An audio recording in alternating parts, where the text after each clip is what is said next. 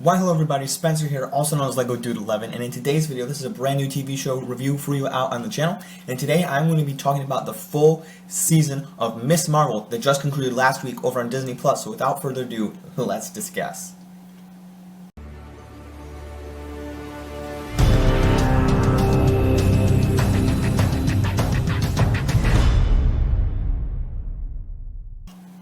Okay. So without further ado, I do have my list of notes here, as I always do for these movie and TV show reviews, and I'm going to start talking about it, what I wrote down. So let's get to the score and soundtrack for this show. The main composer, or the only composer of the show, Laura Cartman, who I was excited to see return to this series. Who, if you don't know her, she actually did the another Disney Plus Marvel series, What If? And that series, to me, that's not like the top series I have on Disney Plus for the Marvel series, or any of them for sure. But you know, that's definitely above. I mean, it's definitely above Falcon Winter Soldier for me. If I would rewatch one, I would rewatch What If over Falcon Winter Soldier. But I was excited to see her return to the score. Mainly because, you know, one of the things I like out of What If is the soundtrack in and of itself. It's just kind of that neat comic booky style sounding vibe of what you get like out of action scenes and stuff. And how this just takes that, like, if you don't know, this like Muslim type sounding music with Marvel stuff, it's very nice. I really like what she brings to the table. And this is one of the things, like, I was kind of looking forward to in Obi-Wan, that I kind of was just left unsatisfied. This show, this soundtrack is amazing. Whether they're talking about the action scenes to just some of the emotional beats, it is so perfectly well done. And I could listen to this non-stop. I mean, like, some people, and this is something in this review, I'll just keep talking about how I will just praise this show. And there's some other confusing things with it, but I am a huge fan of the soundtrack, especially in the trailer, including the song that they used in the trailer, Blinding Lights by The Weeknd. Perfect song for this show. And, you know, I'm not a huge Weeknd fan. I mean, when they were in the Super Bowl halftime show, I enjoyed it. That was weird. I mean, it was a weird one. But I like their songs, and this song worked perfectly for this show. And when the show opened with it, and it's just the marketing with the song, I cannot get enough of it, and I love it so much. So I'm a huge fan of the score, and let's keep moving onwards. So when we got the trailers for this show, you know, many people were like, this is like a new character. It's like this weird not weird. It's like this teenage girl, kind of like meh. And, you know, I just want to preface this right now. If you guys don't know, based on my other reviews, like based off of Disney content and Marvel, I try not to be biased, which I kind of sometimes am, but going into this, I try to be reluctant with Marvel, like, just like, guys, like, let's ease up. Don't be so harsh. Don't be so critical right now. We haven't even gotten the show. This is just the first trailer. Why is being so harsh, okay? But what I love about what Marvel's doing, not only in their own content, but with their marketing, is trying to make it feel different, which is what this show is. It's different. And the trailers brought so much joy, which is what this show does. And the trailers just had a big different vibe to it. And I would talk to people like, "Oh, are you gonna see Ms. Marvel?" And they're like, "No, I am so done with the Marvel shows because it's just repetitive. It's the same thing over and over again." And, you know, I'm a fan of the Moon Knight show, and people, like, when that finale ended, it was like, But I like Moon Knight, and I was really excited for this, to see the new take on this show, this character.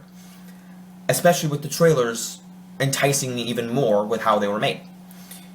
Just people aren't interested. And then the first episode aired, and I'm like, guys, you gotta see this show. Like, the way it was done and everything, and the way it was acted, and that's something. It's just a new style, a new concept Marvel's trying to do, and I feel like now people are just kind of tuned out, which I feel like is so disappointing.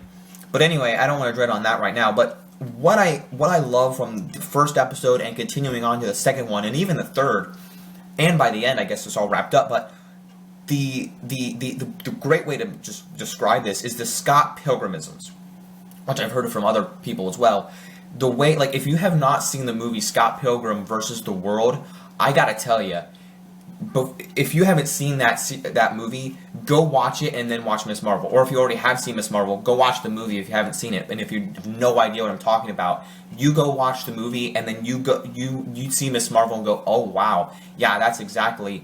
I mean, like, the comparisons there. There are just things like in Miss Marvel that like flash up on the screen, like words, like onomatopoeias, and little like text messages, like when they're interacting, and things up on the screen. The way they communicate, it is really well done, and like their plans, like it's like on a chalkboard and then it's like visualized on screen. It is one of my favorite things Marvel has done in a long time, and even in a Disney Plus series. Like, you know, I love WandaVision and Loki; these are tied, but then I think Miss Marvel comes down to like second place after that. I can't. Loki and WandaVision are still tied for first place, and then Moon Knight is probably underneath. I mean, if I had to say, I mean, Moon Knight and Miss Marvel are so different, but anyway, I just love the Scott Pilgrimisms they did in this show, and, you know, that's one of the things I'll get to later with the story and the pacing of the show, which is something that kind of detours, but for now, I want to get into something else. This show does really nicely. I don't know why I put this first, maybe I'll get into this later. So the characters of this show are really, really well done, and brilliant.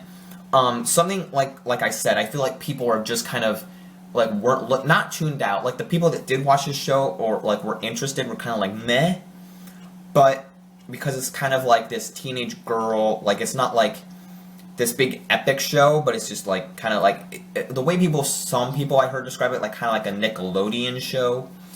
And I can see that for sure, but I feel like once you understand what the tone is of the show, you'll understand it. And I love the side characters. A couple of things. One, the actress Iman Vellani does great casting as Miss Marvel. One of the things coming out of Multiverse of Madness, when me and my friend were discussing this, and he's like, dude, the actress who played not Captain America Chavez was awful. And I'm like, what? Why? She's like, it just did not work. It just did not work. And I'm like, okay, but this is her first go-around. This is her first gig. You got to give her some credit. However, Iman Vellani, her playing as Miss Marvel, she was the perfect casting because she is like the biggest Marvel nerd teenager ever, and she cosplayed as Captain Marvel when she was like 3 years old. It's so adorable. The story is just fascinating and awesome and just so cute. And then her acting in this is fantastic. Whenever she's on screen, she is a treat to see, and her lines just land perfectly. And then you get her classmates in the show from school, obviously, but her classmates like Bruno, her best friend, Zoe. Well, I guess she's not a friend at first, but you know, the TikTok, Instagram, internet influencer, who I guess I can relate to.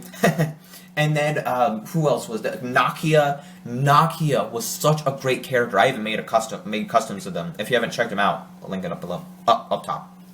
But these characters are fantastic, and the mosque people, like the father guy, the preacher, whoever, I don't know, mosque guy. I think his name was like Father or something. And then the family members of Kamala Khan, the Khans, the brother Amir, the mom, the dad, and that scene in the first episode, I think it was the first episode, yeah, because that was the Avengers Con one, when she's trying to sneak out her Avengers Con, and which is one of the parts of the story in the first episode, that she's trying to go to Avengers Con, which is something in real life that should really be done. I think Avengers Con would be awesome to go to. And she's trying to tell her parents about how she can go. And like, okay, you can go, but your father can go with you. And he busts out through the door in this Hulk costume. And she's like, here you go, here's your Hulk costume. And she tells him that they're embarrassing her.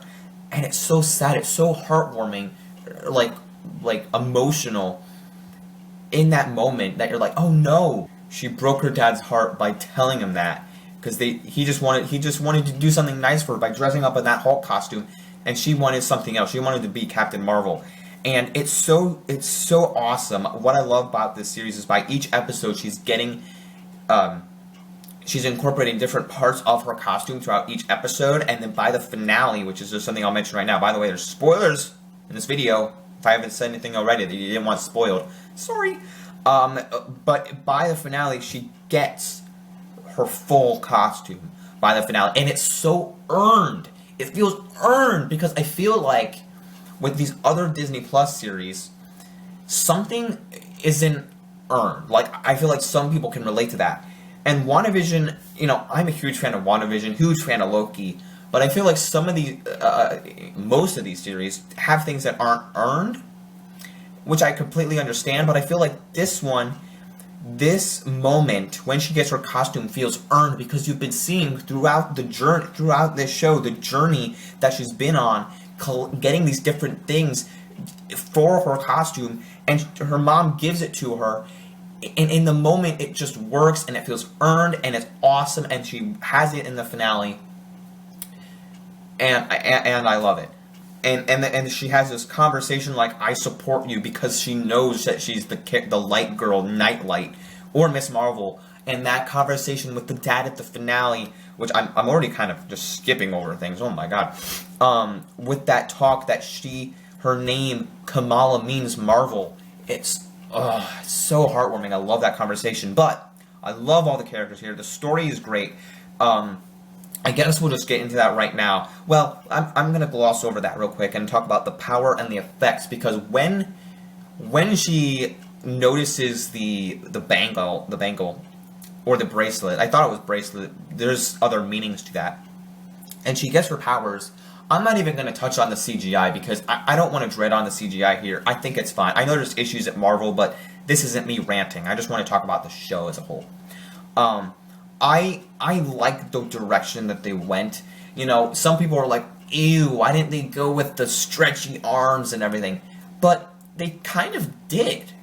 Like, you know, in hindsight, like, the power embiggens her. Like, she can embiggen that. I mean, her arms aren't really stretching, but they, like, are, like, doing the same effect. So I'm kind of confused with why people are so concerned and critical about it. But either way, I like the way it's done. I love the powers. I love the effects. It looks so great with the crystals and the lights.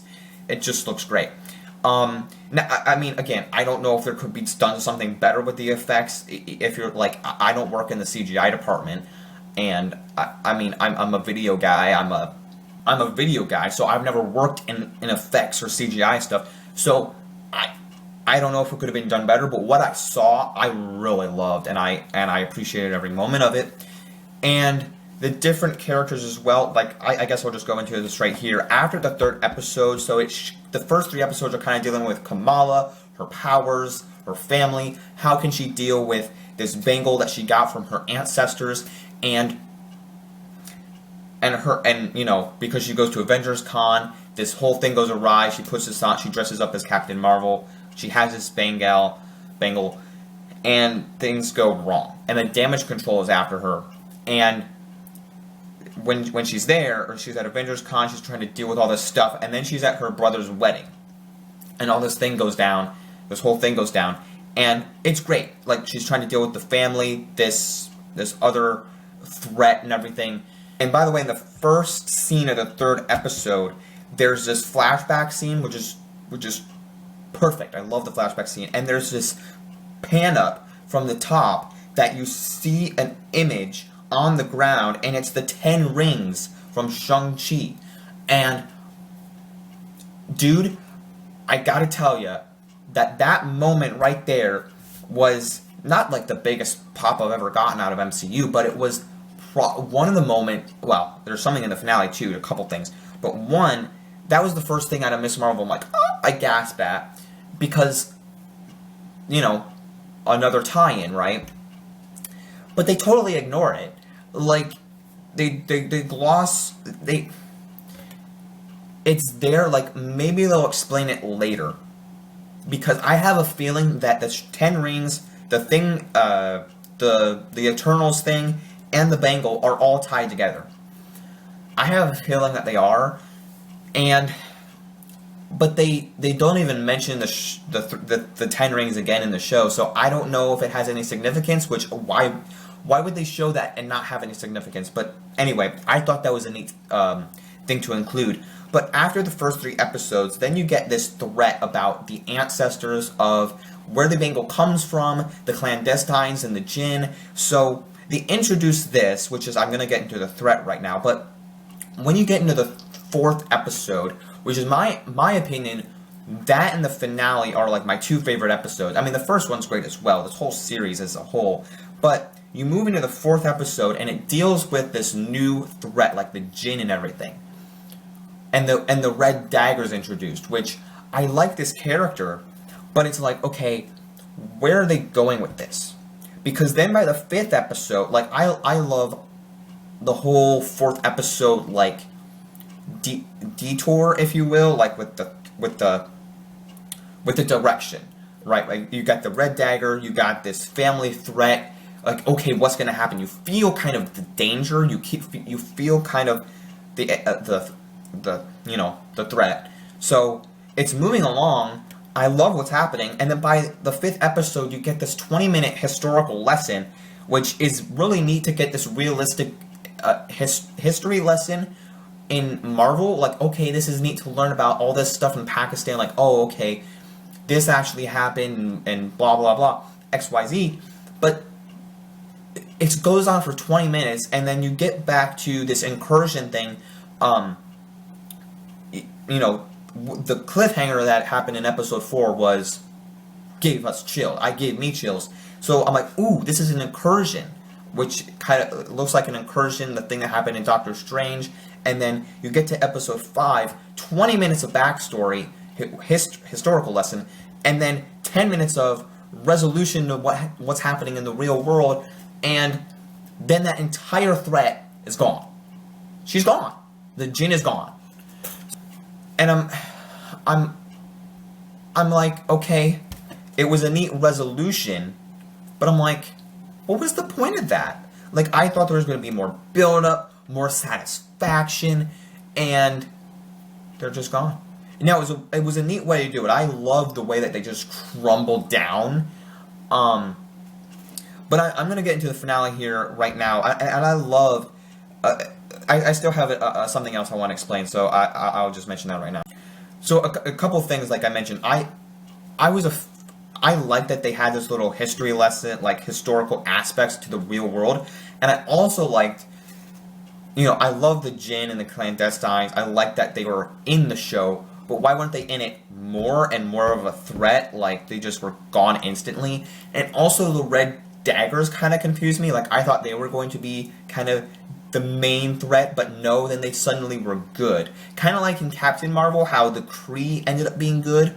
Or, I mean, not the Kree. The Kree were bad, but then the Skrulls were good. It kind of was a little bit confusing, kind of like that. But the red daggers, I guess, didn't need to be a full threat, but it kind of was confusing because I thought they were, but I don't know. So I also wrote down the pacing of this show, and I feel like I'm going to get into the finale just in a minute. But I feel like if anybody, because I have a friend, my best friend, has not watched this show. I have told him that this show is worth it. Like, don't just think, ew, it's a show about teenagers, it looks kind of kiddie, it looks kind of cringy. Now, I feel like a little bit of it is, but I feel like once you start watching it, and by the end, it's so satisfying. But throughout the way, there is weird pacing. Like I said, I mean, there's episode 5 has the weirdest cut. Like, it, to me, I don't know how the editing went. I still enjoy the show, but like when you end episode 5, it's like so sudden, so abrupt, and then it's like, okay, what the heck? What happened? What was that? And then episode 6 feels so satisfying. It was like, okay, what happened? Like, like I said, they totally not shoehorned, erased the one threat. So it was like, okay, what was that? And then the ending of episode 5 was so abrupt. But beyond all that, I mean, there was some weird pacing, because then it went into this globetrotting thing with the incursion, which was I enjoyed. But at the same time, like as many other people, I adored the Scott Pilgrimisms, which I think everybody did. I don't hear anybody complaining about it. I love that stuff, which comes back in the finale. But I'm not upset with the pacing. Like, it was weird. I like this entire show, but if it did stick to the vibe that they originally had, I think it would have worked better.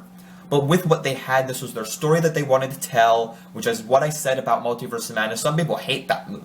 I adore it. For the reason of the Sam Raimi, what he did, and Thor: Love and Thunder. Some people were coming out of it like, oh, dude, that was the worst. And I'm like, okay, that's your opinion, but I like Thor, Love and Thunder more specifically. But this, however, just felt great, and the finale felt satisfying. So let's talk about that right now. So we obviously have the abrupt ending of episode 5, and then we get into, I even forget how this episode started.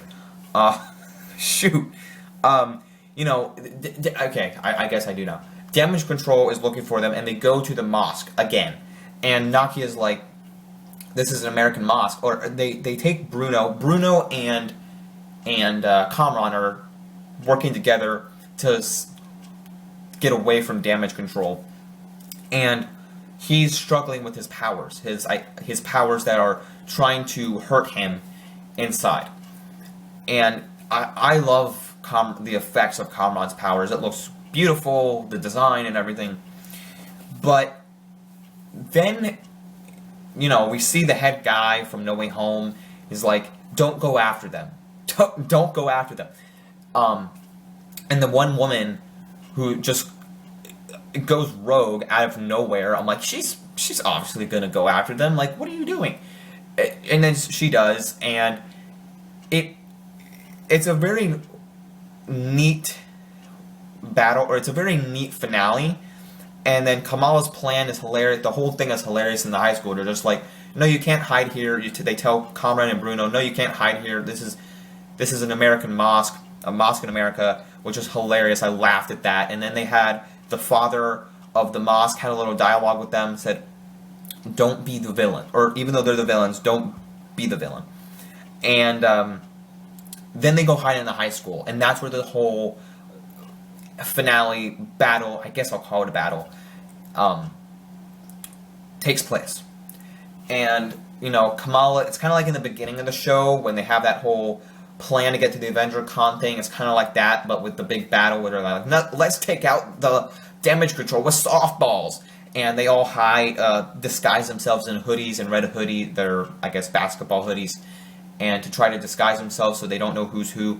And they have this little dance battle. I kind of like this because it kind of was reminiscent to almost Guardians of the Galaxy. Like, dance off, bro. Dance with me.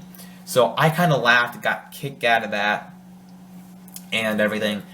I don't know what people are saying about the finale. If it was cheesy, I had a good time with it, right? And some people might cringe, like a couple friends of mine, but I'm looking at this going, this was great. This was so satisfying. Like, if you put it under WandaVision, I put it under WandaVision. I mean, Loki and WandaVision are still tied, but then underneath that, this show, for sure. And then once you get out of that high school, that whole high school part, and the brother talking to Kamran, he's like, are you really into British Bake Off? That was hilarious. I love the moment there. And when the brother just appears there at the plan, when they're talking about the plan, he's like, how did you get here? Well, I climbed through the window. That's how I've been to this school before. And that was really funny. And they do all that. They have the whole little battle at the high school. And then when Kamran and Miss Marvel, I guess they don't really duke it out, but they have their little one-on-one thing. And I almost said Captain Marvel. The Damage Control woman is trying to come after them. But Miss Marvel has to save the day from what's happening, from Kamran's powers, and then the Damage Control unit coming after them. So it was, I would say it's intense. It's not this big epic scale global threat, but it's just this small scale little threat happening. And I was really into the finale, right? Let me tell you this. I loved how satisfying this finale was. I loved all the action, what was going on, how they resolved it, the big, the ending threat, right? But what was like? Why did they feel the need to get rid of the clandestines and Jin and the Red Daggers? Like, why weren't they more of a threat? Like, what happened with the Red Daggers? I know what happened with them in the end. Like, Kamran went to meet him in Pakistan, but I'm like, okay, like, what was the point of erasing that and making it damage control? Like, what was the point? Why was damage control so suddenly interested in these people? They didn't really tell us that. I was really confused, and I think some other people are as well. It's like, what's the point? Why? And I feel like She-Hulk, the show She-Hulk, that many people are kind of disgusted by. I'm not going to say that here. But I think it's going to deal more with that, like government organizations and dealing with these superpowered individuals, kind of like what they did here. But they explained, like, they didn't really explain why Damage Control was interested in that. But I did enjoy the finale. Felt like it was satisfying with the conclusion of the battle and how it all how they resoluted it. So that happened. Then everybody crowded around her to keep to not have the Damage Control men take her. They're like, all the citizens were like, we're on Nightlight's side, yay! Which was really cool. And oh yeah, I mentioned that. And then Kamran also had some time to shine as well, taking out the Damage Control unit and everything. I really liked what was going on there in the battle. So that all happened, and then it what happened? I think it was, yes, okay, so after that, and the dad and Kamala have that scene, have that little chat, and he tells her about her name. Kamala means Marvel. And after that, you see her, she's in her costume, and she goes off, she jumps with her feet light, I just made that up, her steps, and you see her on the lamppost, which is supposed to represent the comic cover of Miss Marvel, which I love that image there. And then you see her walk away again, jump up again, and it turns into an S, and which was nice. And it says 1 week later, so we get a little bit of a time jump. Bruno is going to go off to Caltech, drive off to Caltech in Kamran's car. I guess he stole, and he tells Kamala a little bit of information that he noticed that he was still discovering her genes, her DNA, and he tells her something's a little bit wrong. That she has something different than everybody else. That she has a, pause, wait for it, a mutation. And in the background, you hear this little motif of the X-Men theme from the animated series, which was in Multiverse of Madness, and they put it in here with a little guitar riff. I didn't catch it at first, and then I had to go back and listen to that. I'm like, oh, they did it! So listen, what I think, I didn't, because in the comics she's actually an Inhuman, so because how bad that Inhuman series was, I didn't think that they'd do Inhumans in the MCU again. So if this holds true, if they don't do Inhumans, that this means that that this is the introduction of mutants in the MCU. I thought that they were going to have her be an Inhuman, but if they actually went out of their way to say mutant and have that motif playing from the X-Men animated series theme, this is their way of saying, here are the mutants in the MCU, which blows my mind. I think it blew everyone's mind. I cannot believe that. And in a Disney Plus series of all things, but that's shocking. So I couldn't believe that. And one of the things that blew my mind, the Shang-Chi thing in the beginning, episode 3, and that were the two things that blew my mind in this series.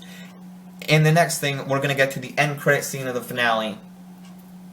And there are only 2 end credit scenes in Miss Marvel, which I don't feel like is bad, but I wish there were more. But anyway, we see Miss Marvel, or we see Kamala, Miss Marvel, on her bed and talking to her mom. The bracelet malfunctions in the bracelet, and then you see her get up and go, "Wah!" and smash through the door, and all of a sudden up gets Brie Larson's Captain Marvel, and her hands are glowing, and she's like, oh no. She sees all the posters of Captain Marvel, realizes, well, we don't know what she realizes. Probably something like, oh, there's a fangirl of me. And then it cuts to black, and she's like, no, no, no, walks away. Cuts to black, and says, Miss Marvel will return in the Marvels. So, I don't know what happened. I can't make out of, like, again, I've heard people say, what the heck? Well, that was confusing. What did that mean? What did that end credits mean? All I can make out of it is either something happened, like, and another incursion happened, and Miss Marvel swapped places with Captain Marvel. That's my guess. Or she turned into Captain Marvel. Which, why would that happen? I don't know. But I'm assuming that they, like, swapped places. They went to the opposite place. Like, their powers can connect and they swap places or something. Not like Freaky Friday, but, like, they just swap places of where the locations of each other. So that's my guess. But that having Captain Marvel show up at some point, because we knew it was going to happen, and the whole mutant thing and all this, I adore this series, guys. So right now, I'm looking forward to the future for Miss Marvel and the Marvels. I feel like people are gonna, like, because of how Captain Marvel was not really that well received. I cannot wait for the Marvels. With Captain Marvel herself, with Miss Marvel, with Rotan from WandaVision. I am looking forward to the movie, but I cannot wait. Me, as of a rating, I don't, like, look, I try to give number ratings right now. I would give this a 9 out of 10. Or maybe an 8.7. It's so hard. Again, I'm not, that's how I would describe that. Just those numbers right there. And then Falcon, or WandaVision and Loki, then this, then Moon Knight, then, what did I say, Hawkeye, then What If, then Falcon Winter Soldier. And that's how I rank the Marvel shows. I love this one. I totally recommend it to you. If you're like one who says, I'm just going to cringe every time I watch a show, then don't watch it. But if you're one kind of like, okay, I think it looks good, I might watch it, watch it. It's worth it. It's satisfying in the end. Kind of goes off pace, but then comes back around. That's how I feel. I still enjoyed it for what it was. I'm excited for the future of this character, and everything that happened in the series I adored completely. So that's my review for Miss Marvel Season 1. I think it's the only season. I mean, I know she's coming back in the Marvel, so that's all I know.